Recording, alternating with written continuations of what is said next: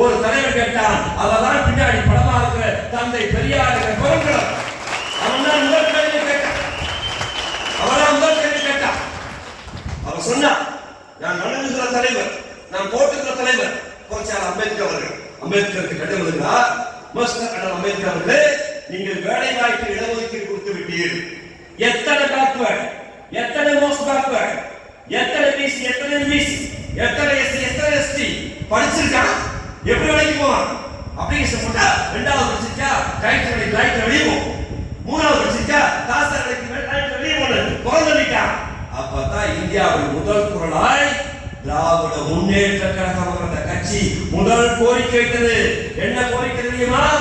இந்தியாவின் அரசியல் சட்டத்தை சரத்து 15 திருத்த வேண்டும். திருத்தி backward, most backward, SC ST மக்களுக்கு கல்வி இடஒதுக்கீடு வேண்டும் என்ற கோரிக்கை வைத்தோம். நீங்க பள்ளிக்கூடத்துக்கு போறீங்க, ஐ ஆம் பேக்வர்ட், ஐ ஆம் ஷெட்யூல்ட், ஐ ஆம் மோஸ்ட் பேக்வர்ட் ஒரு சாய் சான்றிதழ் கொடுத்து, ஆமாடா 5 மார்க் கம்மியா வைக்கடா, ஆனா ஆண்டாண்டு காலமே அப்படி அம்மாடு இந்த ஊருக்குள்ள சாதியார் இழிவா பாத்தாத்துக்கு தொட்டாத்துக்கு திருவண்ணாமலை கோயிலுக்கு உண்டா வெளியே போய் அப்பா அண்ணாமலையா ஆண்ட கடவுளே அப்படி கோபத்தை பார்த்து கும்பிட்டு கோடி புண்ணியம் வெளியே வந்தாண்டா.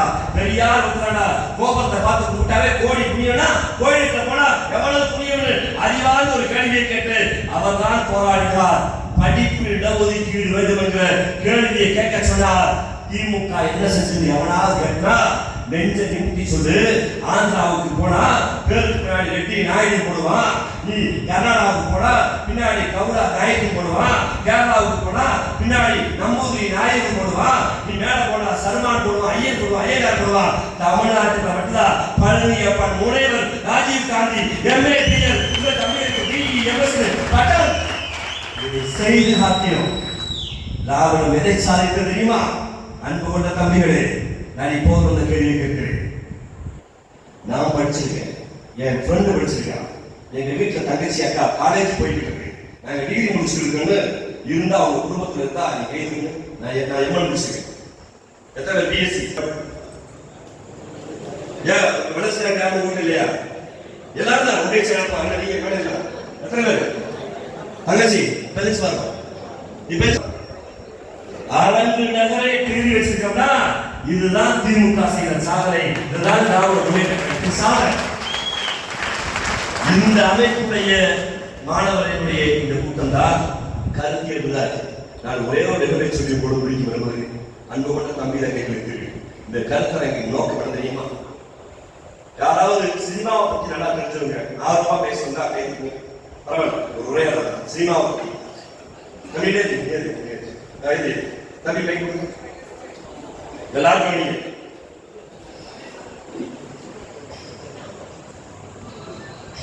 Karnataka super star, Karnataka super star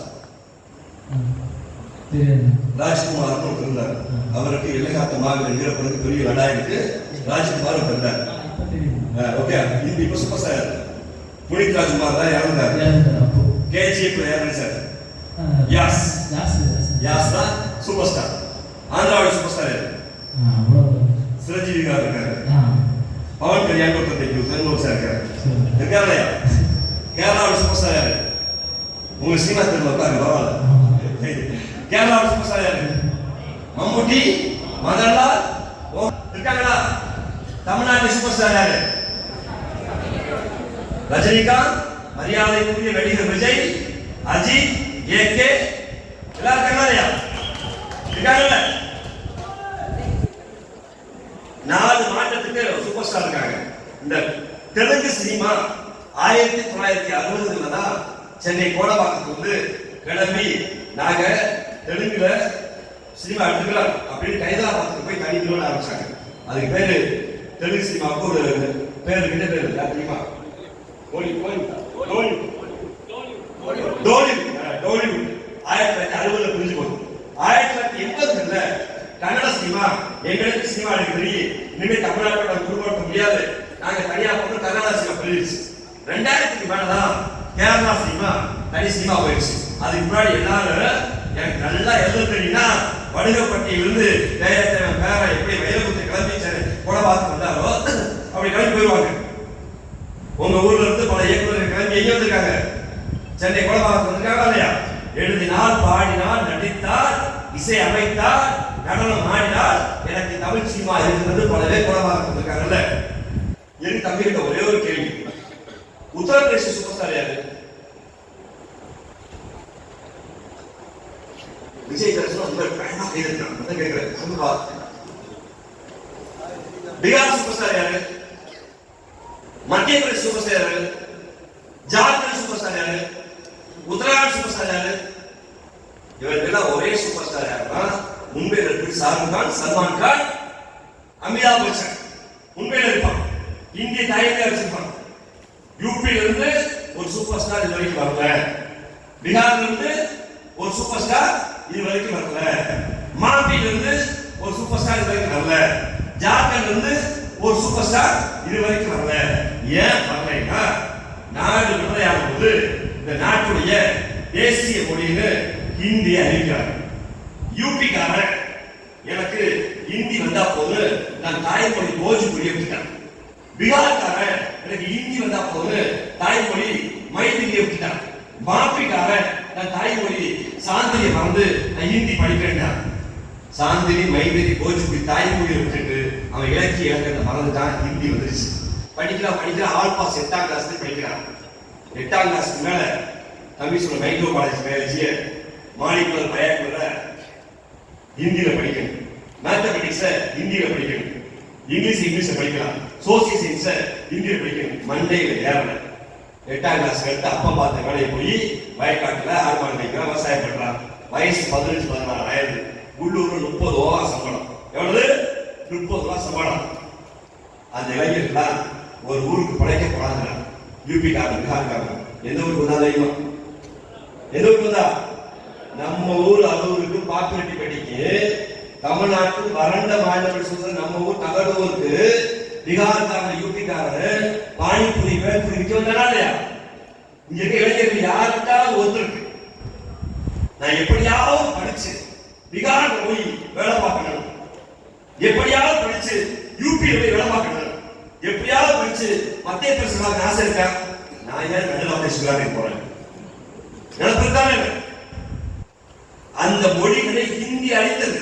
அந்த ஹிந்தி தமிழ்நாட்டுக்கு வந்த போது இந்த ஊர்ல இந்த கருப்பு சோப்பை கட்சிக்காரன் என் தாத்தன் பாட்டேன் உன் தாத்தன் பாட்டனா திருக்கு வந்து இந்திக்கு தமிழ்நாட்டில் ஆதிக்கமா அப்படிங்கிற ஒரு வாருங்கள் நாட்டிலே சார் தமிழுக்கு தீங்கு வந்த வேண்டும். இந்த தேவபுரத்தோட நாமம் உண்டோ பிந்தை மொழி எங்கள் மொழி அதை வீர தமிழ் மக்கள் ஆவி என்போம். இந்திக்கு கண்டிப்பார் அந்த ஈழரை காலி விட்டுவோம். எப்பக்கம் வந்து போதும் இந்தி எத்தனை பட்டாள கூட்டி வரும் அற்பவங்கள் தீரை அடித்தறிவன் ஆதித்தரை மாவி பூவில் பூச்சோலை நம்மை மாற்றத்தை சிறைச்சாலை வேத உலகத்தவர் தாய்களை இவ்வுயிர் உடலை விட்டு நீங்க வரடு இந்தி எதிர்த்து போராடுறோம்.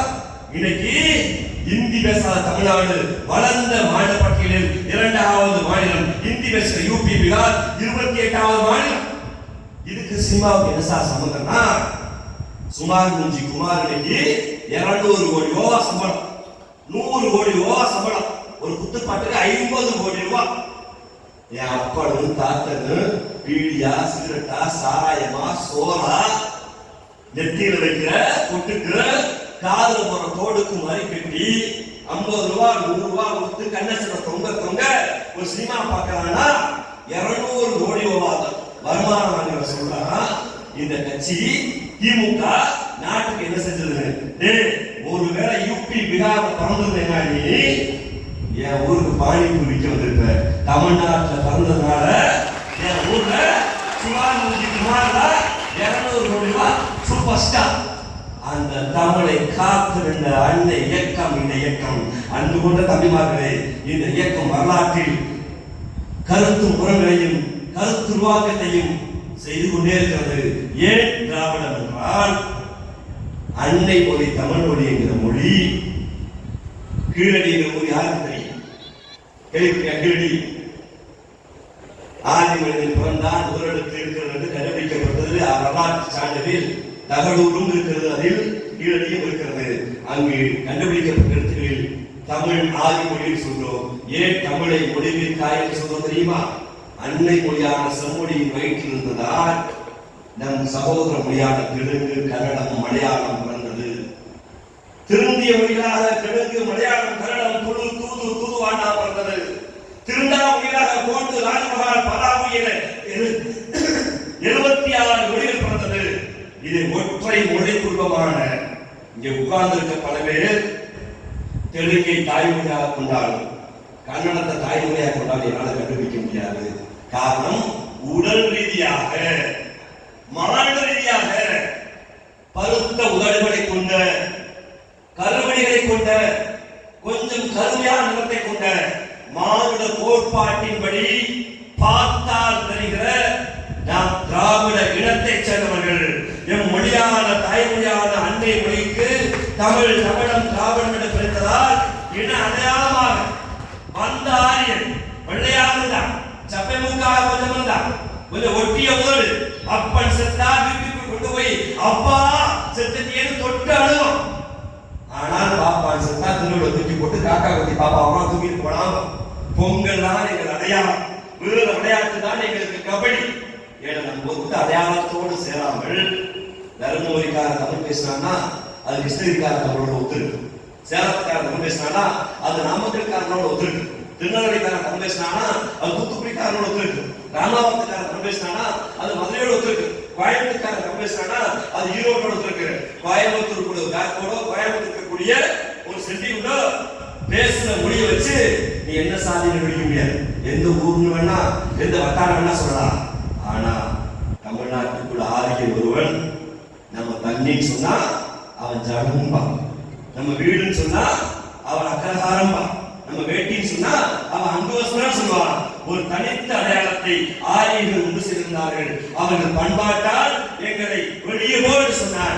அப்போதுதான் இந்த திராவிட இயக்க வீரர்கள், திராவிட கழகம், திராவிட முன்னேற்ற கழகம், நாங்கள் இனத்தால் திராவிடர், மொழியால் தமிழர்கள் ஒரு பெரிய லட்சியத்தை கொண்டு வந்தோம். அந்த லட்சியத்தை சுமந்துதான் திராவிட மாடல் ஆட்சி என்கிற ஆட்சியை கொடுக்கிற உங்கள் முதலமைச்சர் முத்துவேல் கருணாநிதி ஸ்டாலின் அன்பு தலைவர் இந்த தத்துவத்தை ஊக்குவித்திருக்கிறார். அதை கைகூட்டி வரிசைவதற்கு எங்கள் உதயநாவின் வழியோடு கழகம் மாணவர் இருக்கிறது. அன்பு கொண்ட மாணவர்களே, திராவிட மாணவர்கள் என்பவர்கள் எங்கள் மொழி தமிழை காப்பவர்கள். எங்கள் சாதி என்கிற அந்த இந்த சோசியல் இன்ஜினியரிங் உள்ளிருக்கக்கூடிய தீண்டாமையை தூக்கி நொறுக்குகிற களப்போர் வீரர்களாக திராவிட மாணவர்கள் இருக்க வேண்டும். திராவிட நாடு என்பது ஒரு காலத்தில் பிறகு அண்ணா கேட்டார்.